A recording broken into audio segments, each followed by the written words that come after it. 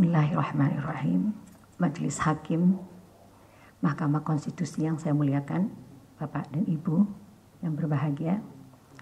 Assalamualaikum warahmatullahi wabarakatuh. Selamat pagi, salam sejahtera buat Bapak Ibu semua.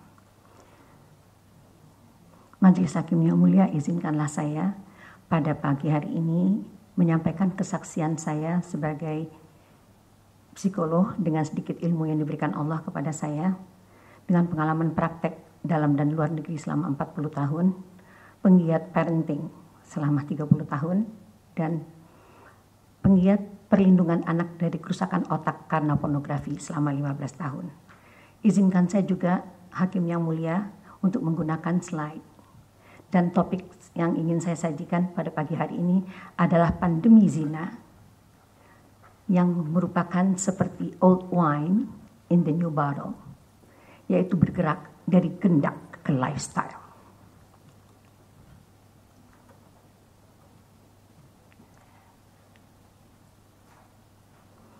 Selanjutnya, oke, terima kasih banyak. Jadi, yang mulia,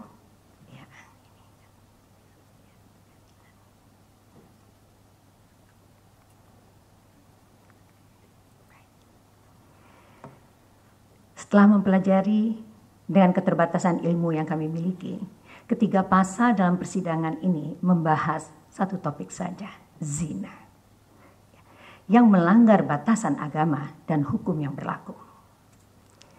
Jadi seks sebetulnya adalah fitrah yang memang diberikan Allah kepada kita sebagai manusia.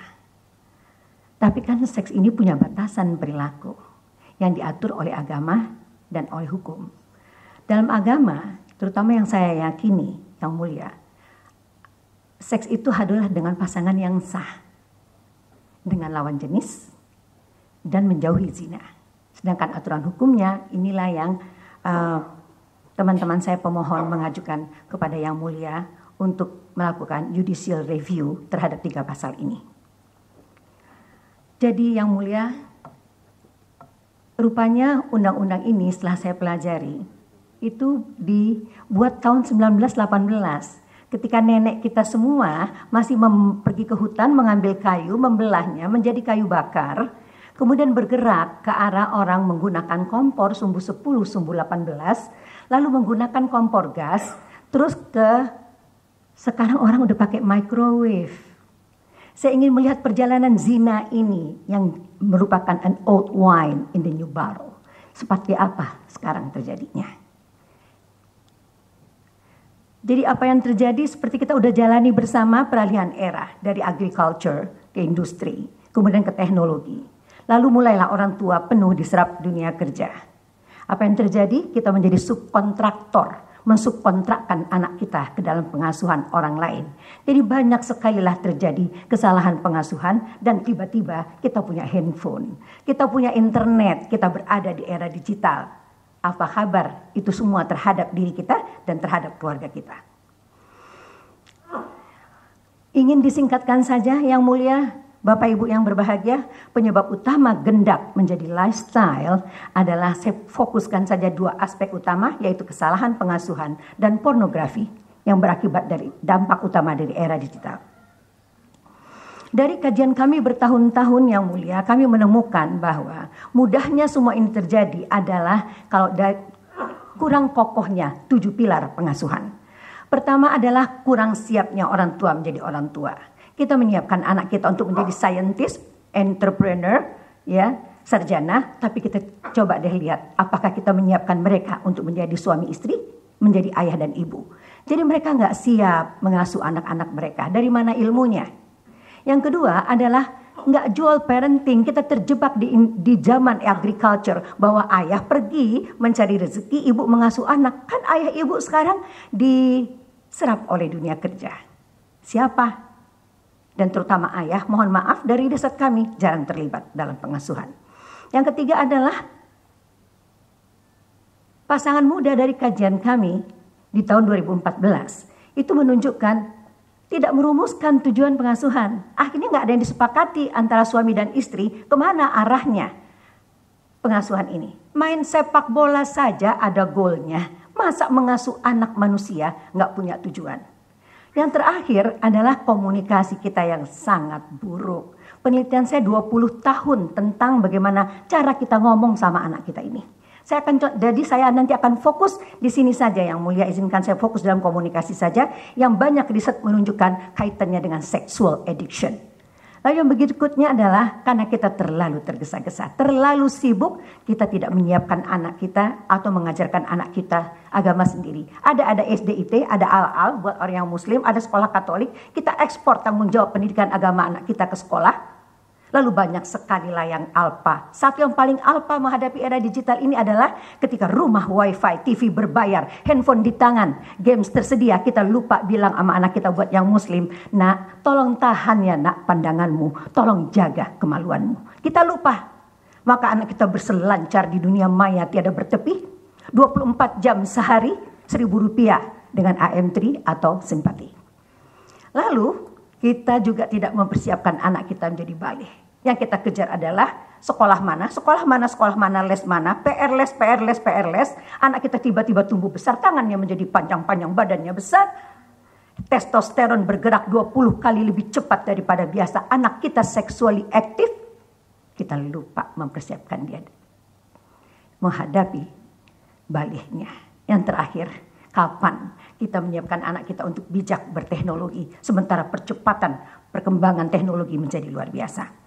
Yang Mulia dan Bapak Ibu yang terhormat, saya kembali kepada komunikasi.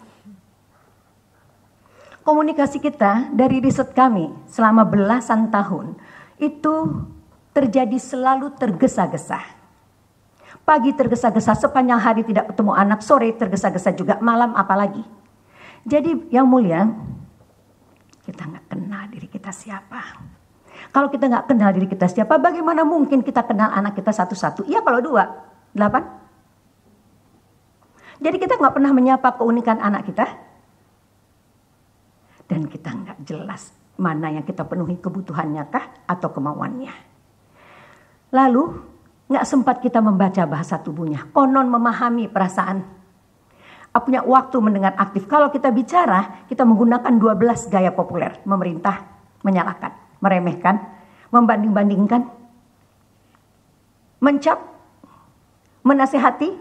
Bukan tidak boleh menasihati, tapi jangan menasihati ketika emosi sedang bermasalah. Apa yang terjadi Yang Mulia, izinkan saya Bapak Ibu menggunakan ini.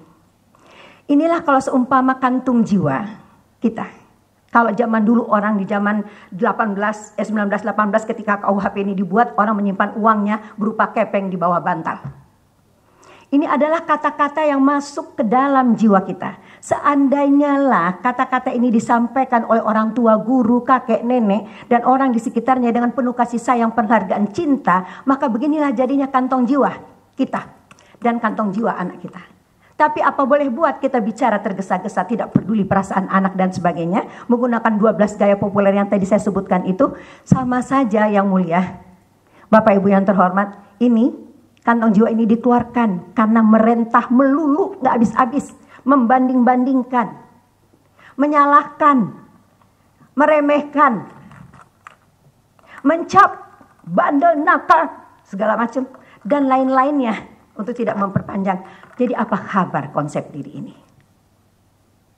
Konsep diri kita bagaimana? Bagaimana dulu kita orang tua kita bicara sama kita dan bagaimana kita bicara sama anak kita, karena pengasuhan itu diturun-temurunkan. Ini yang terjadi. Konsep diri kempot. Anak tidak merasa berharga. Hatta di depan ibu bapaknya dia tidak merasa berharga. Jadi dia nggak pede. Pede bukan soal latihan naik ke atas panggung Yang Mulia. Pede adalah how do you feel about yourself. Nun jauh di sana. Jadi orang suka mengatakan keluarganya oke-oke saja.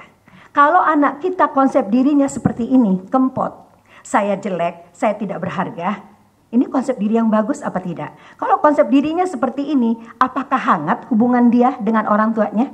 Apa kabar relasi anak dengan orang tua? Baikkah atau burukkah? Dan apakah kalau relasi seperti itu, kebutuhan anak terpenuhi? Itulah menurut Patrick Carnes, saya nggak keluar di sini, yang menulis Out of the Shadows, Don't Call It Love, seorang peneliti dan ahli terapi seksual terkemuka dunia, meneliti 3.500 orang yang adiksi seks. Ini yang mulia, faktor ini Bapak Ibu sekalian yang menyebabkan kecanduan seks dan yang menghasilkan zina. Ini faktor aspek keluarga. Berikutnya saya ingin memaparkan sedikit apa yang kami kerjakan selama 15 tahun terakhir ini, yaitu pengaruh keterpaparan pornografi terhadap zina.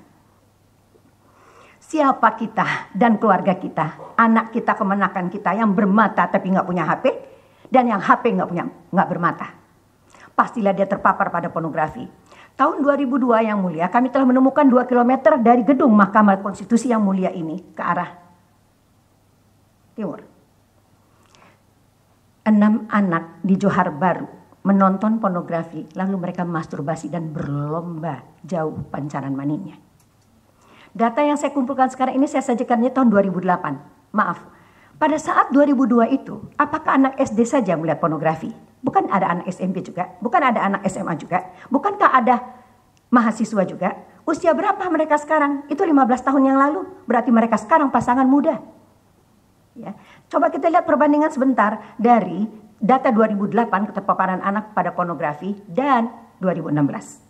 2016 dari 2.594 anak yang kami datangi di SD kelas 4, 5, 6, Jakarta, Bogor, Depok, Tangerang, Bekasi, Cirebon, Bandung, Jogja, Semarang. Itu 97% terpapar pornografi. Di 2008 baru 66%. Kita lihat sumbernya dari mana. Lihat yang mulia dan Bapak Ibu sekalian, komik, games, film, TV, VCD, majalah, koran. Di sini video klip, games, komik, situs internet, handphone, TV kabel. Lihat perbedaannya. Sebenarnya berbedanya ketika KUHP ini dirumuskan dan kenapa ini sekarang jadi sepandemi. Jadi Bapak Ibu yang saya hormati, kami telah mendatangkan ahlinya. Sahabat saya Dr. Donald Hilton, ahli bedah otak terkemuka dunia tahun 2009 di auditorium Depkes. Yang mulia bisa memperhatikan ini akibat memahami dahsyatnya kerusakan otak. Jadi otak itu rusaknya dahsyat. Memahami dahsyatnya kerusakan otak akibat kecanduan pornografi, narkoba, dan dari tinjauan kesehatan. Bagaimana rusaknya? Ini mobilnya Donald Hilton yang dicontohkan kepada kami. Mobil berjalan sangat kencang, lalu tabrakan, sopirnya mengalami luka di atas alis mata. Apabila sopir itu dibawa di MRI ke rumah sakit, pecandu pornografi di MRI, dia mengalami kerusakan otak yang sama dengan sopir mobil tabrakan. Kita lihat data berikutnya. Jadi inilah bagian yang rusak itu, yang ungu. Tempat moral dan nilai dibuat. Jadi apabila itu rusak, orang nggak punya moral, orang nggak punya nilai, iman runtuh. Bahagian inilah yang mengatur masa depan dan organisasi kegiatan. Anak kita mau jadi pilot, dia harus mengorganisasi kegiatannya, dia harus mengatur emosinya, bisa dia main games terus, karena kalau dia tidak bisa menunda kepuasannya, dia tahu konsekuensinya, dia nggak akan mungkin jadi pilot. Kalau dia main skateboard, kakinya patah atau sepeda motor, dia nggak mungkin jadi pilot. Jadi orang harus tahu konsekuensi. Tapi kerusakan otak ini telah merusak seluruh fungsi ini, termasuk ketakutan konsekuensi. Hukum apapun yang diancamkan pada orang yang ketakutan otak, kebirikah, nggak ada pengaruhnya. Jadi anak-anak kita terutama melihat pornografi lewat matanya, maka pornografi disebut visual crack cocaine, narkoba lewat mata, yang kami ringkas narkolema. Begitu masuk matanya ini, bahagian direktur otak ini belum berfungsi, dia langsung masuk ke bahagian perasaan, karena anak-anak menghadapi dengan jijik, takut, ya, pengen muntah dan sebagainya, ke pusat perasaan. Tapi begitu menyentuh pusat perasaan, image ini, Paduka yang mulia, ini mencetuskan keluarnya dopamin. Dopamin bikin orang fokus, dopamin bikin orang ekstasi, dopamin bikin kecanduan. Saya lihatkan sebentar. Jadi banyak sekali kerusakan, limpahan dopamin yang terus-menerus itu tadi karena orang kecanduan, itu mengalir, membanjiri, kena ke bagian prefrontal cortex. Prefrontal cortex menyusut. Fungsinya terganggu. Jadi jangan-jangan banyak sekali sekarang orang-orang di sekitar kita, naudzubillah, anak keturunan kita, keluarga kita, mukanya manusia, otaknya sedang beralih fungsi menjadi otak binatang. Jadi kalau saya ingin dapat menjelaskan adalah ada 5 hormon atau neurochemicals yang berproduksi pada saat seseorang melihat pornografi. Terlalu lama khawatir saya jelaskan, tapi dopamin fokus pada saat orang bersetubuh, juga fokus ketika orang melihat pornografi. Ya, keluar testosteron yang membangkitkan semangat, tapi pada pornografi ini akan membuat orang semakin bergairah untuk menyaksikannya. Kemudian norepinefrin itu membakukan hal-hal yang esensial pada saat kita melakukan hubungan suami istri. Begitu juga lah di pornografi, dia mengingatkan orang-orang pada detail-detail tubuh atau detail-detail gambaran yang mereka saksikan. Oxytocin is bonding hormone. Mengikat kita sebagai suami istri, mengikat juga orang yang penikmat pornografi dengan gambar-gambar yang dia nikmati. Kemudian serotonin bikin kita jadi rileks, setelah ejakulasi bahagia, begitu juga lah dengan pornografi. Tapi di sini adalah kebahagiaan, di sini adalah kehampaan. Jadi paduka yang mulia dan Bapak Ibu yang bahagia, penikmat pornografi bersetubuh dengan gambar-gambar. Karena neurochemicals yang keluar di otaknya persis sama dengan yang keluar pada saat orang melakukan hubungan suami istri. Apa yang terjadi, riset yang terakhir untuk meringkaskannya saja. Dari majalah Times, ada seorang anak muda yang mencoba menikah. Tapi dia mengalami gangguan ereksi. Kalau dia kembali ke laptopnya, dia bisa. Bahaya terbesar berapa banyak anak-anak kita, terutama anak laki-laki kita, akan mengalami disfungsi ereksi. Karena yang dituju oleh bisnis pornografi adalah anak laki-laki yang belum balik, yang 3S, sangat smart, sensitif, juga spiritualnya rendah, dan blast. Boring karena terlalu cepat ke sekolah, lazy, lonely, pulang ke rumah hanya dapat kunci di bawah karpet, afraid, tentang banyak hal, marah kepada orang tuanya, S, stress, dan T, tired. Saya perlu dibantu. Lanjut Pak, setelah disfungsi ereksi, ya. Jadi terima kasih. Mohon maaf yang mulia. Jadi inilah proses kecanduan pornografi bagi anak-anak. Anak-anak tidak sengaja melihatnya, dopamin berproduksi, ya. Kemudian dia jadi kecanduan, dia melihatnya lagi. Tapi yang mulia dan Bapak Ibu sekalian, anak tidak akan mau melihat yang sama. Karena kebutuhannya menjadi meningkat. Terus meningkat, dan ujungnya mereka melakukannya. Apa bedanya dengan orang dewasa? Apakah anak-anak saja menjadi penikmat pornografi? Atau orang lain, orang dewasa juga? Umumnya sih begitu. Nah, jadi saya mau menunjukkan sedikit contoh pandemi berbagai bentuk kejahatan seksual atau zina karena pornografi. Antara lain karena pornografi. Kejahatan seksual yang juga zina itu 3.971 kasus dari analisa berita online yang kami lakukan terjadi di 34 provinsi. Saya mengerti pimpinan sidang yang mulia, waktu kita terbatas, izinkan saya menyelesaikan dulu menunjukkan data ini. Saya mohon bantuannya Pak. Oke. Gambaran kasus saya kecepatan. Ini adalah provinsi-provinsi yang telah terjadi kejahatan seksual di situ. Kemudian ini suka sama suka 19 provinsi. Ya, ini anak SMP SMA. Contohnya adalah 70%. Ini salah satu kota saja kan ini yang ada beritanya. Anak SMA di Lok Semawe melakukan seks bebas. Jadi guru sebagai pelaku kejahatan itu udah 27 provinsi. Gambaran guru sebagai pelaku kejahatan seksual di sekolah 19 provinsi. Anak SMP SMA 33 provinsi. Anak SD 13 provinsi. Anak SD pelaku kejahatan di sekolah 12 provinsi.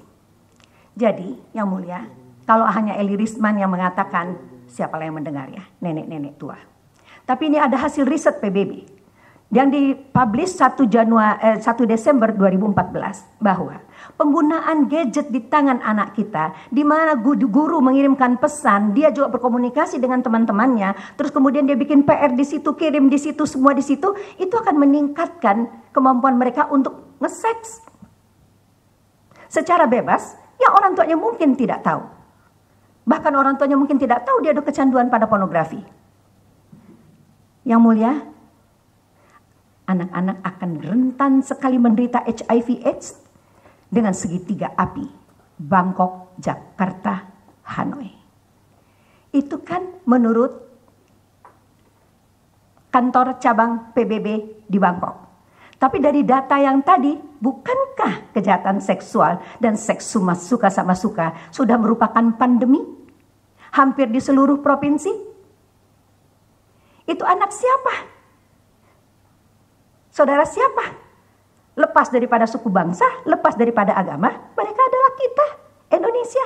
Ini menghancurkan atau mengancam 90 juta anak yang tinggal di 9.000 pulau berpenghuni. Kalau pada anak-anak kecanduan ini menjadi lebih pendek yang mulia, Bapak Ibu. Ya, dia cuman tidak sengaja melihat pornografi, dopamin lepas, dia langsung acting out. Ini contohnya yang terakhir, ya kan? Kapolsek sebut belasan murid SD di Lintobuo terlibat pesta seks. Pesta seks. Ya. Gak usah saya uraikan lagi, dan ini hanya 10 km dari rumah saya. Dan hanya berapa kilometer juga dari gedung yang mulia ini. Bocah 5 tahun sekarang dicabuli oleh anak 5 tahun juga. Anak siapa ini? Bukankah dia anak kita? Incest, 30 provinsi. Kakek memperkosa cucu, ayah memperkosa anak, paman memperkosa keponakan, abang memperkosa adiknya, dan kadang-kadang tidak lawan sejenis. Bejat Sumatera Barat dihebohkan kasus incest ayah dan anak, dan ini yang lebih buruk lagi. Inilah sebetulnya saya sudah menampakkan fotonya, pemuda yang gauli ibu kandungnya hingga hamil dan melahirkan. Kita sudah maklum sama-sama dengan kasus Emon. Yang mulia, kalau pasal, saya tidak bicara pasal karena saya bukan ahli hukum, tapi bukan hanya laki-laki dewasa yang melakukan hubungan seks dengan anak sejenis. Pelaku sekarang bisa juga perempuan. Laki dan perempuan bisa jadi korban. 2 bocah SD di Surabaya dicabuli pegawai perempuan. Jadi yang mulia dan Bapak Ibu yang saya hormati, Donald Hilton mengatakan bahwa kalau narkoba saja itu merusak 3 bagian otak. Apabila seseorang dewasa mencabuli anak kecil, itu pedofilia, maka Allah rusakkan otaknya di 5 bahagian. Mereka ini yang rusak otak di bahagian direkturnya, rusak otak di 5 bahagiannya, berkeliaran di sekitar kita, seperti yang disampaikan kedua bapak yang saya hormati tadi, dan mungkin pada penyampaian sebelumnya. Tidak dikenali oleh mata, tidak bisa didengar oleh telinga, tidak bisa dirasakan oleh hati. Yang mulia dan Bapak Ibu sekalian, mohon maaf, saya terpaksa mengatakan ini bahwa permintaan atau permohonan kawan-kawan saya untuk judicial review terhadap 3 pasal tersebut bukan karena hanya untuk masalah hukum saja. Kami telah melakukan edukasi yang untuk tahun selama ini saja sudah 119.959 orang dan anak-anak yang kami datangi untuk memelekkan mereka, membuka mata mereka dan insight mereka tentang bencana zina ini berakibat karena pornografi. Dengan negara sekian banyak yang sudah kami datangi, Masya Allah, saya diperjalankan oleh Allah, diundang oleh teman-teman saudara-saudara kita orang Indonesia sana, dan juga dengan pemerintahan, dan terakhir lembaga banyak sekali. Mohon maaf, semoga Allah melindungi saya dari ujub. Ini hanya untuk membuktikan bahwa kami, ini adalah teman-teman seperjuangan saya, kami melakukan ini semua. Bukan hanya sekedar menuntut perbaikan hukum semata. Jadi dampak zina terhadap perkawinan keluarga. Yang mulia, Bapak Ibu yang berbahagia, sebetulnya ini udah fenomena masyarakat dan sangat populer sekitar 10 tahun yang lalu. Mohon maaf, kita semua pasti pernah mendengar lagu ini. Bang SMS siapa ini bang? Bang kok pakai kata sayang-sayang? Nah, dulu gendak pakai gundik. Sekarang Bapak Ibu lakor sama binor. Apa itu lakor? Laki orang. Binor, bini orang. Kenapa? Jangan-jangan mereka sudah terpapar pornografi dan kesalahan pengasuhan yang berpengaruh sekarang terhadap kehidupan dia. Saya bisa menjelaskan cuma karena waktunya terlalu pendek. Luar biasa. Izinkan saya menceritakan 2 kasus saja yang mulia. 1. Teman baik kami. Anaknya beraktivitas bersama-sama dengan kami. Anaknya anak baik. Kalau masakan well done pengasuhannya. Tiba-tiba anak ini berubah. Nggak ada angin, nggak ada hujan. Astagfirullahaladzim, kelakuannya yang mulia luar biasa. Saya sebagai psikolog hilang akal, habis ilmu. Suatu hari, dini hari datanglah ayahnya ke rumah kami. Pagi hari sekali, makanan sarapan belum siap di rumah saya. Dia dengan tangisan dan mengatakan kepada saya, istri saya mau bunuh diri. Saya terkejut sekali. Kalau seorang Elie Risman berhajat bunuh diri, begitulah teman saya itu mau bunuh diri. Jadi di akal saya nggak masuk. Pendek cerita yang mulia, Bapak Ibu yang saya hormati, saya tinggal bilang dia, ada apa? Sama Mas. Lalu dia mengakulah pada tripnya yang lalu dia terpeleset melakukan zina. Dari situ yang mulia, dari pengalaman praktek saya 40 tahun dan teman-teman saya di 2 klinik kami. Orang yang berzina di Afrika Selatan, Amerika Utara, Kalimantan Timur, Sulawesi Tenggara, Jawa Barat, yang pertama tahu Allahnya.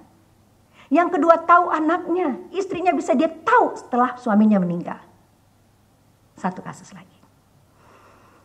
Saya menghadapi kasus ini, Masya Allah, Tabarakallah, dari pejabat tinggi, artis, katakanlah semua bidang Allah udah kirim ke dalam ruang praktek saya dan ruang praktek teman-teman saya. Kalau anak yang bermasalah, kita hadapi secara psikologis dengan segala kemampuan sedikit yang saya miliki. Di tes ini, diperiksa itu nggak nyambung. Apa yang kami lakukan yang mulia? Kami kirimlah dia ke ahli lain, ke RSCM, Pondok Indah, rumah sakit mana. Kalau hasil itu nihil juga, saya minta kedua orang tuanya datang. Jangan salah satu. Yang mulia, ini yang saya tanyakan. Hasil anak Anda tidak ada apa-apa. Sekarang tolong sampaikan kepada saya. Siapa di antara Anda yang selingkuh? Kalau di situ ada tangisan, teriakan, pengakuan, ini yang saya katakan, mohon maaf. Sebagai psikolog ilmu saya terbatas. Saya tidak akan bisa menolong anak Anda kalau Anda tidak tobat dan berhenti melakukan perzinahan itu. Yang mulia, berapa banyak sekarang lakor binor melakukan itu? Bukan gundik lagi. It's a lifestyle. It's a lifestyle. Jelas kenapa anak kita jadi nakalnya luar biasa, apalagi kalau ditambah dengan sumber rezeki yang tidak halal dan thayyib. Jadi, kenapa terjadi itu? Sama yang mulia, seseorang itu bersetubuh dengan pasangan yang sah, ataukah selingkuhannya, cairan otak dikeluarkan Allah sama. Dia ada dopamin, ada testosteron, ada vasopresin, ada oksitoksin, serotonin, sama. Jadi terbakukan di sini, terpatri pengalaman dia dengan perempuan ini, premaritalkah atau di dalam perkawinankah, dengan laki itu, dengan ini, dengan itu. Bayangkan dia masuk ke dalam perkawinan. Itu menurut kalau saya bahas satu-satu hormon ini, dia akan muncrat dengan sendirinya, tidak bisa dikendalikan. Sama-sama gambar-gambar pornografi itu, vasopresin membuat dia menjadi file-file. Semua orang yang pernah berzina paham benar apa yang saya maksudkan. Lalu jiwa anaknya bagaimana? Bagaimana dia bisa tentram menjalani perkawinannya sementara bayangan perzinahannya itu mengganggu. Jadi ini bukan hanya dari pengalaman praktek saya yang mulia. Berikut saya kasih lihat hasil penelitiannya. Ya, jadi saya tunjukkan. Individu berganti pasangan seks. Ya, mekanisme bonding tidak pernah sempurna. Individu tidak pernah puas terhadap pasangannya, ada saja kenapa? Ini muncrat. Yang terpatri tadi itu muncrat. Ya. Lalu dia merasa kecewa, ada saja yang dia kecewakan dan tidak menemukan the ultimate pleasure. Never ever sampai dia di terapi. Selalu ada harapan. Jadi hasil penelitian yang mulia saya kira lah, di Indonesia belum ada lagi kita sempat melakukan penelitian. Saya kira itu hanya pengalaman Elie Risman dan timnya saja dan teman-teman saya psikolog lainnya. Ternyata ada hasil risetnya di sini. Jelas bahwa penelitian menunjukkan premarital sex berkorelasi negatif dengan relationship stability. Dan keadaan ini menimbulkan efek psikologis dan emosional jangka panjang terhadap pasangan dan anak-anaknya. Jadi bagaimana kalau orang melakukan seks bebas yang mulia? Ya, tidak dilaporkan, orang di sekitarnya tahu, keluarga tahu, dia lakor binor, tapi kan aib. Tapi kan nggak bisa dilaporkan karena undang-undangnya nggak ada. Kan yang melaporkan hanya boleh pasangannya.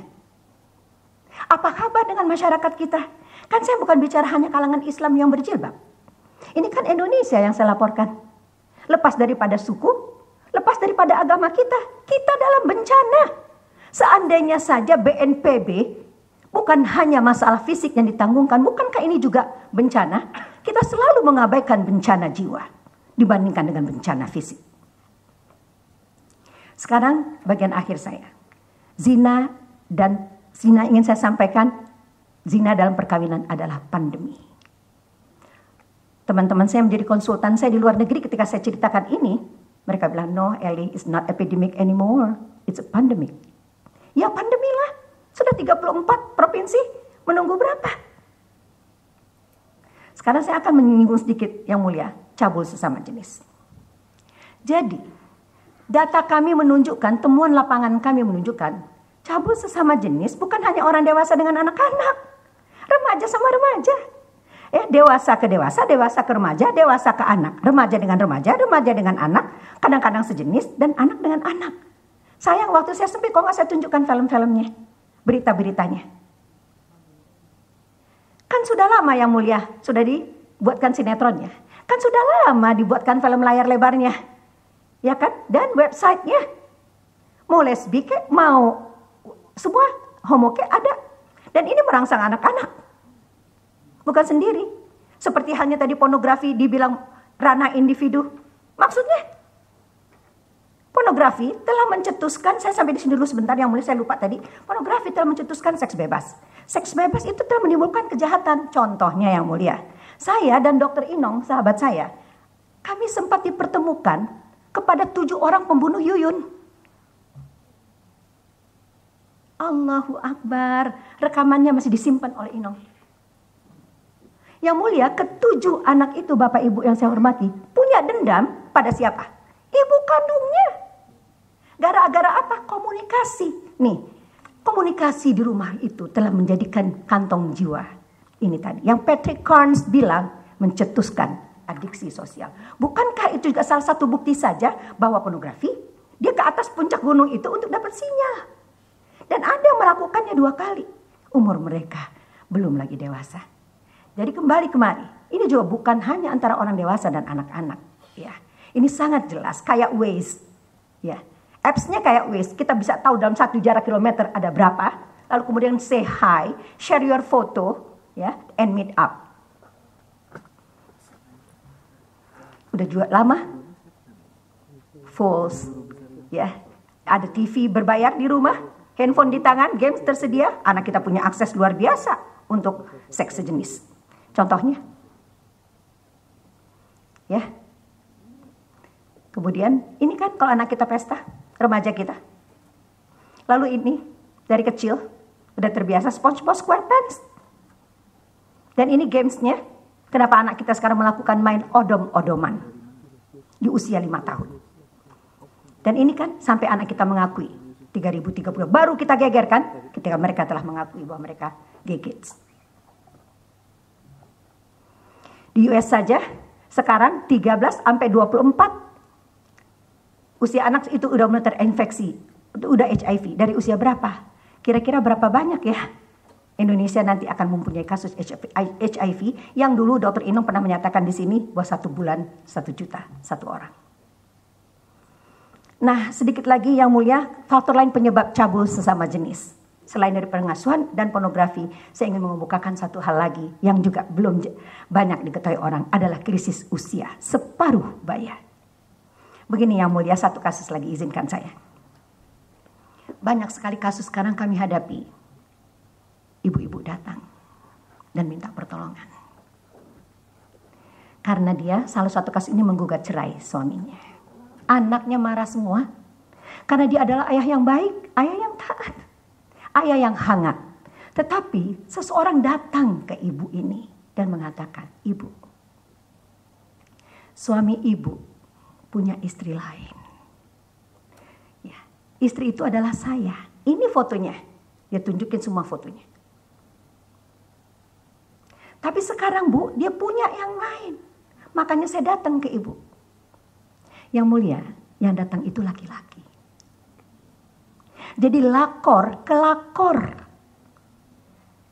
Kalau kita teliti banyak sekali laporan di grup WhatsApp tentang ibu-ibu di desa yang suami-suaminya nggak pulang lagi dan tidak lagi melakukan hubungan seks dengan mereka.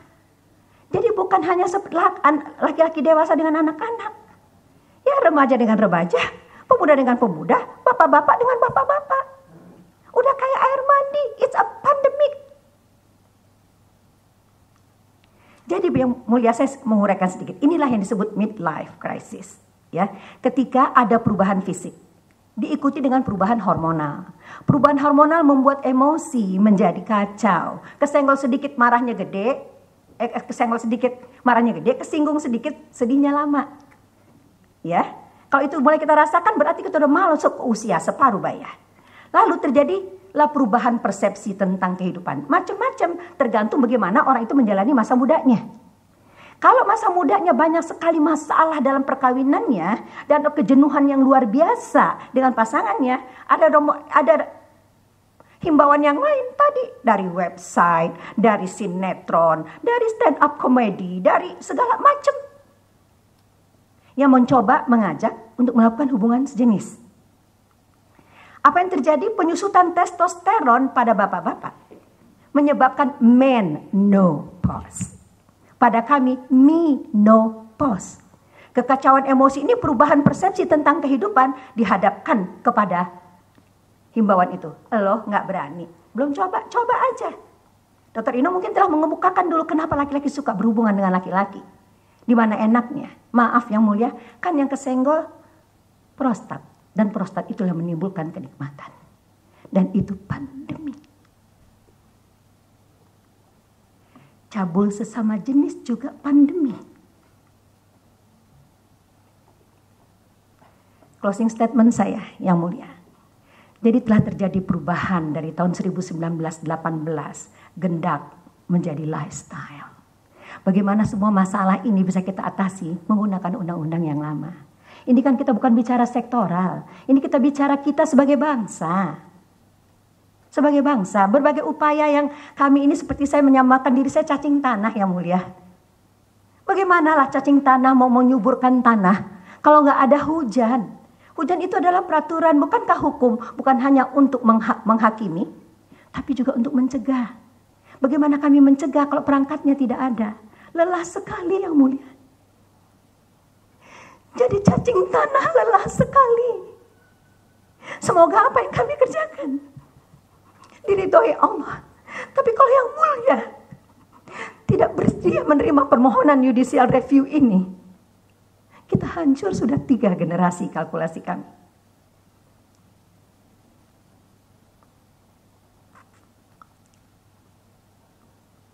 Pornografi bukan ruang individu.